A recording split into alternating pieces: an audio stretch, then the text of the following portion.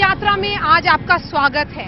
300 kilometre से ऊपर का फासला तय करते हुए 4 और लोकसभा क्षेत्रों का आज हम दौरा करेंगे। क्या सोच रहे हैं यहाँ के लोग? क्या लैपटॉप लेकर के यहाँ के नौजवान अखिलेश की साइकिल पर सवार हैं? क्या मोदी की कोई लहर है या नहीं? या मोदी को मुजफ्फरनगर दंगों के बाद हुए पोलराइजेशन का फायदा हो रहा है? आइए हमारे साथ इस नए दौरे पर।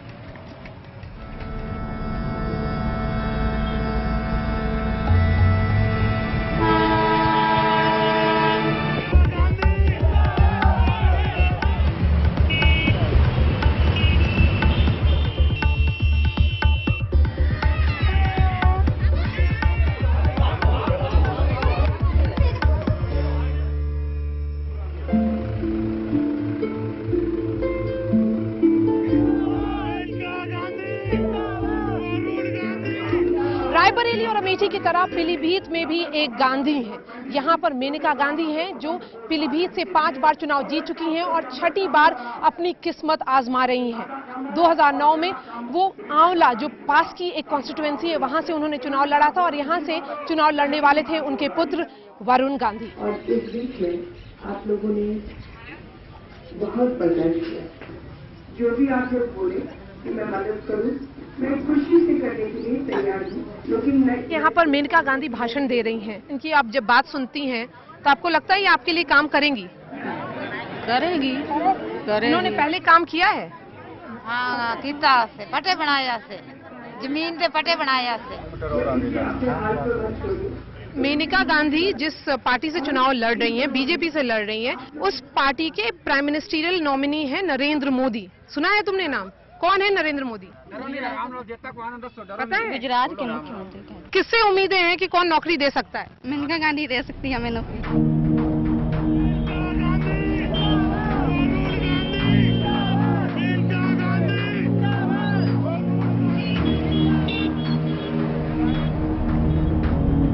We have been on a campaign trail with you for the last 3 hours. You have crossed a forest, you have crossed a river, and you have reached here. How important is Sharda Par for you because you have taken such a long journey? No, every part of Pilibhit is important for me, every part. And this is a particularly badly affected part because the Sharda cuts thousands of acres every year. One gets a sense here that people here are voting for Menaka Gandhi and they do not even know about Narendra Modi. We talk about Mr. Modi frequently. In Sharda Par, I don't think they're aware of anything. So, they vote for their work. Rahul Gandhi has been saying that Narendra Modi is a divisive leader. I don't think it's true. I don't think it's true. In fact, we are getting a lot of votes from Muslims as well this time. When you filed your nomination, you said that the UPA chairperson perhaps is responsible for the corruption that was during the UPA tenure. No, I didn't actually say that. It's a bit out of context. I just said that the UPA itself was an extremely corrupt body and that not one person in the UPA brought anything in their Dahej, and yet they made a lot of money. Your son has moved to Sultanpur. Why did you move him out? It's my constituency. So you wanted to claim your constituency? Varun wanted to go to Sultanpur, you know. I think he wanted to go to his father's constituency. So I think it was a good idea. You know, it's a new area. And, you know, when you're young, you take a lot of risks.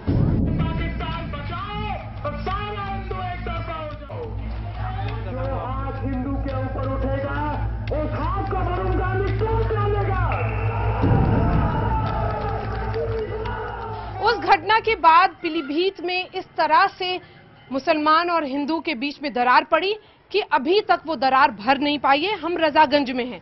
यहाँ पर 2009 में tension था और यहाँ पर लोग बात करने के लिए हैं।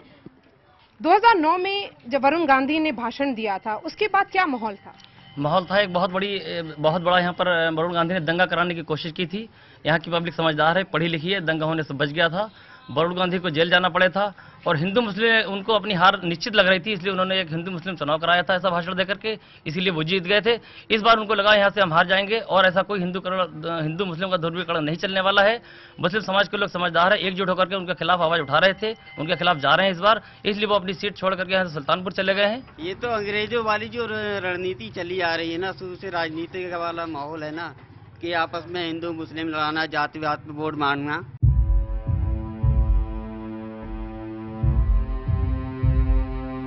हमने वोट किसी को दिया तो वो खुल के कह गया ये इन्होंने वोट दिया, वो भी कहते हैं। जैसे मान लीजिए बसपा है, बसपा को अगर हम वोट देते हैं और बसपा कैंडिडेट हार जाएगा तो वो भी यही कहते हैं मुसलमानों ने धोखा दे दिया हमें, हमारे हरिजन वोट हमें मिले, अगर मुसलमान वोट देते हम जीत जाते।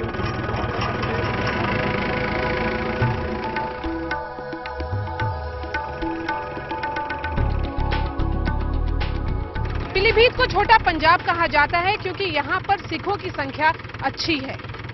यहाँ पर ज्यादातर किसान सिख जो हैं वो समृद्ध हैं और हमारे साथ बातचीत करने के लिए अजमेर सिंह हैं जो अपनी खेतों की सैर करा रहे हैं हमें। क्या मेनका गांधी ने किसानों के लिए कुछ काम किया है? जो भी कोई नेता आया है खाली हवाई सैर करके, हवाई बातें करके चला गया। 2009 में वरुण गांधी ने बयान दिया था, जो नफरत के बीज वो बो रहा है ये गलत है।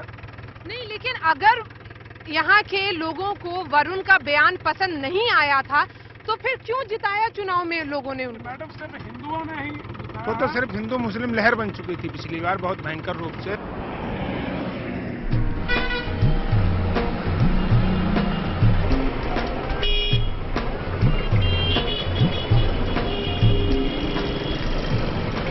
इलेक्शन यात्रा में हमारा अगला पड़ाव बदायूं है। 105 किलोमीटर का फासला हम तय करेंगे मुलायम सिंह यादव के स्ट्रॉन्ग होल्ड में जाने के लिए।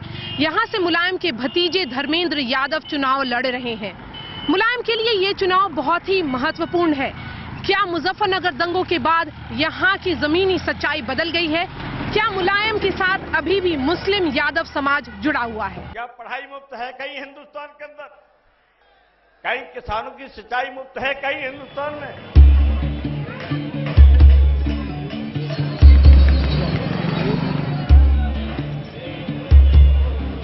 ये बताइए कि इस बार का जो चुनाव हो रहा है वो दिल्ली का चुनाव हो रहा है, 2012 के तरह असेंबली का चुनाव नहीं है, तो क्या आप लोग कोई और पार्टी के बारे में सोचेंगे? इस बार तीसरे मोर्चे की सरकार बनने चाह रही है और हम मतलब जो है माननीय मुलायम सिंह यादव जी के लिए प्रधानमंत्री बनना देखना चाहते हैं। तो आप तीसरे मोर्चे के बारे में अब सोच रहे हैं, ये नहीं सोच रहे हैं कि एक स्टेबल सरकार होनी चाहिए तो एक ऐसी पार्टी को दिया जाए जो सरकार बना सके दिल्ली में? नहीं, तीसरा मोर्चा भी बना सकता है। तीसरे मोर्चे में बहुत सारे दल ऐसे हैं जो सरकार में आ जाएंगे। नेताजी आए या ना आए, हम लोग धर्मेंद्र यादव को बहुत भारी मतों से विजयी बनाएंगे। तो क्या यादव युवा भी नरेंद्र मोदी को अपना आइकन मानता है? हमारी जो स्टेट गवर्नमेंट है उसमें हमारी समाजवादी पार्टी ने स्टेट के लिए जो कुछ किया है इतना नरेंद्र मोदी कभी नहीं कर सकते हमारी यूपी के लिए। राहुल गांधी भी पसंद नहीं? देखिए, राहुल गांधी की जो सरकार कांग्रेस है वो कई वर्षों से राज कर रही है, हमें तो पता नहीं कितनी सालें हो गई उसके लिए राज करते। अभी तक वो अगर वो करना भी चाहते तो कुछ युवाओं के लिए पहले से ही कर दिया होता। कैसी मचाई दैया दैया रे नरेंद्र मोदी, नारी उत्थान की बातों को करते हैं नरेंद्र मोदी।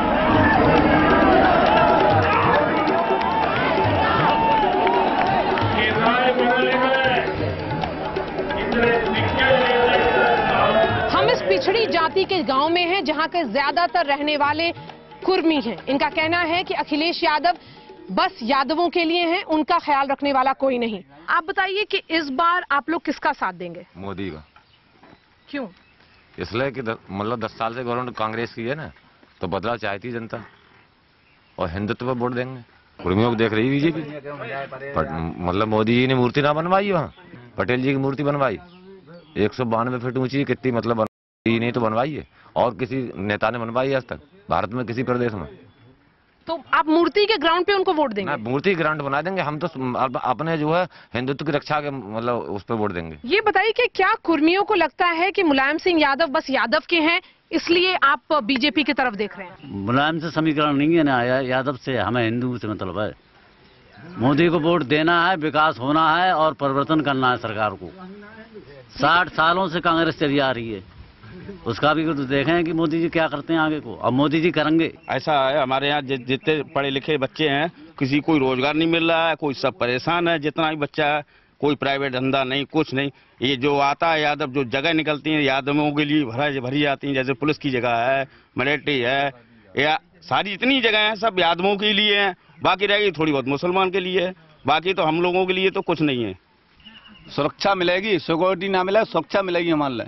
कैसे सुरक्षा मिलेगी? सुरक्षा इसलिए मिलेगी, जो गुंडागर्दी सब खत्म हो जाएगी। जो यादवन की कोठी में पकड़े पड़ी रहती हैं, भाई ऐसा ना हो। मुलायम सिंह यादव जी चाहते हैं कि मुस्लिम और यादव को लेकर वो 37 सीटें जीत सकते हैं यूपी की, तो उसके चक्कर में वो अन्य जातियों को बिल्कुल भी नहीं देख रहे हैं, चाहे वो गरीब के साथ, चाहे वो हिंदू हो या मुसलमान हो। हम ये नहीं कहते स्पेशली वो कि मतलब हिंदुओं के साथ करें या मुसलमानों के साथ करें इंडिविजुअली, लेकिन वो कम से कम ये तो बताएं कि मतलब कौन गरीब है, उनका कोई पैमाना तो होगा ना। इन सब चीज़ों को लेकर वो उन्होंने आज तक कभी विचार ही नहीं किया। यकीन इस पे लाओ तुम और वोट देके एमपी मुझको बनाओ। इलेक्शन के दौरान बदायूं में इस तरह से शायरों की महफिलें सजती हैं। हमारे साथ यहाँ पर दिलकश बदायूं हैं, कुछ सुना दीजिए हमें। आज मिलकर मुल्क के सब वोटरों ने तय किया, यूं तो हर एक शख्स है ख्वाहा हमारे वोट का। अक्ल रखते हैं तो हम पर फर्ज है ये सोचना, वोट किसको दें बनाएं, किसको अपना रहनुमा।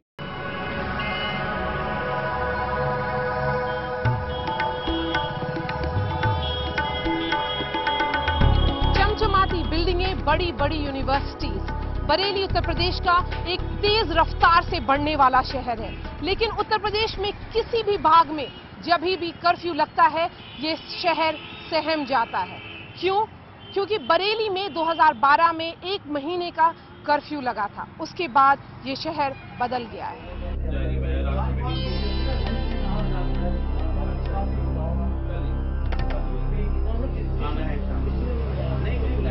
बरेली में कर्फ्यू हटे 1.5 साल से ऊपर हो रहा है, लेकिन मनों का विभाजन इस तरह हुआ है कि आज भी डॉक्टर्स दोबारा सोचते हैं अगर उन्हें कोई फोन कॉल आता है एक मुस्लिम लोकेलिटी से। हम मॉडल टाउन के डॉक्टर्स से बात कर रहे हैं, क्या अगर कोई वहां से फोन आएगा, एक मुस्लिम लोकेलिटी से आपको फोन आता है, तो क्या आप सोचते हैं जाने से पहले? या आई हैव टू थिंक, अगर खुदा ना खास्ता पेशेंट के साथ मिस हैपनिंग वहाँ पे होती है तो क्या मैं सेफली वापस आ पाऊंगा? इलेक्शन नज़दीक हैं तो लगता है कि अब बहुत ज़्यादा पोलराइजेशन हो गया और नेताओं ने कुछ ऐसा लाइन खींच दी है हिंदू मुस्लिम्स के बीच में, उसको पार्ट पाना आसान नहीं लगता।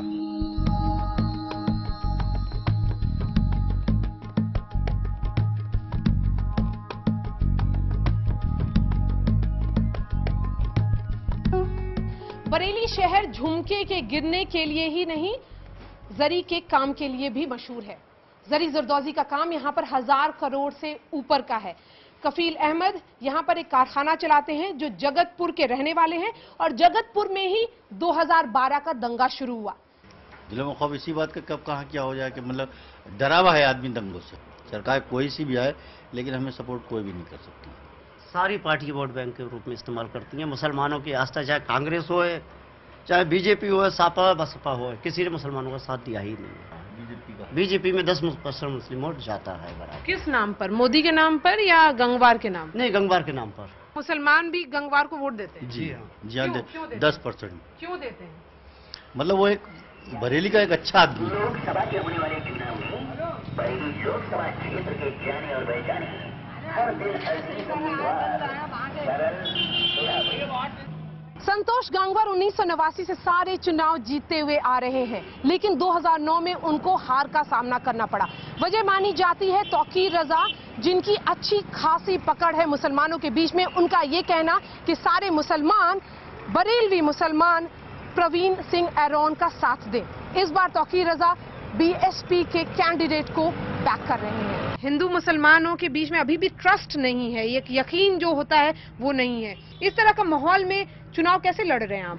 नहीं, ऐसा नहीं है। मैं तो अब भी हर लोकेलिटी में अकेले जाता हूँ, मोटरसाइकिल पर जाता हूँ। मुझे तो कहीं लगता है, जबकि अगर मैं इसमें लिप्त हूँ तो मैं टारगेट हो सकता हूँ। मैं तो अकेले घूमता हूँ मुस्लिम इलाके में, मुझे तो कहीं डर नहीं लगता है। हमारा कैलकुलेशन ये है कि मुसलमान अब समझदारी से काम ले रहा है, ख़ास तौर से नौजवान पढ़ा लिखा, इसलिए वो इस बार नौजवान मुसलमान काफ़ी परिवर्तन करेगा और वो केवल पुराने लीग के हिसाब से मतदान नहीं करेंगे।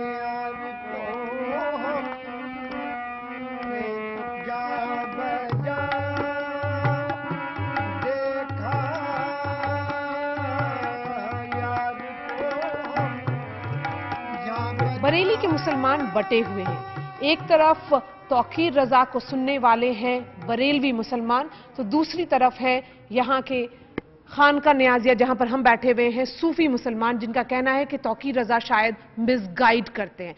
क्या तौकीर रजा की बात सुनेंगे आप? उनका तो स्टैंड वक्त वक्त पे बदलता रहता है। हमारा तो हम किसी को सही रास्ता बताते हैं। असल रहनुमा लीडर का काम यह है कि वो आवाम जो एतमाद करती है उसको हम सही आप तौकीर रजा को ट्रस्ट नहीं करते? नहीं, हम बिल्कुल नहीं, क्योंकि हम ऐसे अपना किसी पे किसी पार्टी पे मोहर नहीं लगाना चाहते हैं, क्योंकि हम उन पे छोड़ देते हैं वोट पर।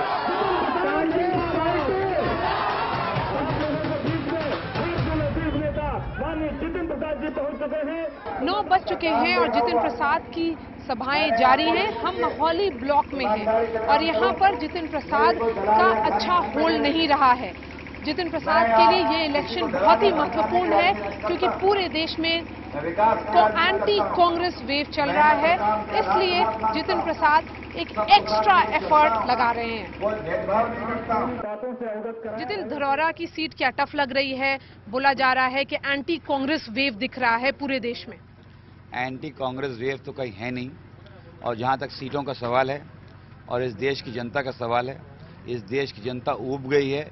जो सांप्रदायिकता की राजनीति करते हैं, जो जातिवाद की राजनीति करते हैं, इस देश की, इस प्रदेश की और इस क्षेत्र की जनता चाहती है काम हो, विकास हो, नौजवानों का भविष्य हो, जो कांग्रेस पार्टी करती है, आई है और आगे भी करेगी।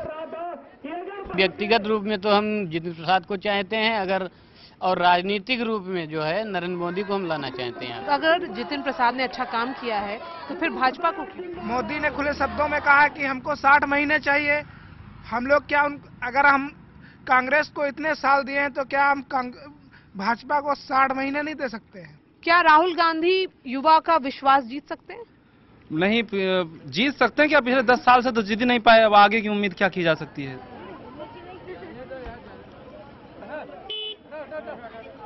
यूपी के रोहेलखंड बेल्ट में 2 साइडेड कॉन्टेस्ट हो रहा है। कौन जीतेगा इसका फैसला जनता करेगी और पता चलेगा 16 मई को। हमारी इलेक्शन यात्रा जारी रहेगी।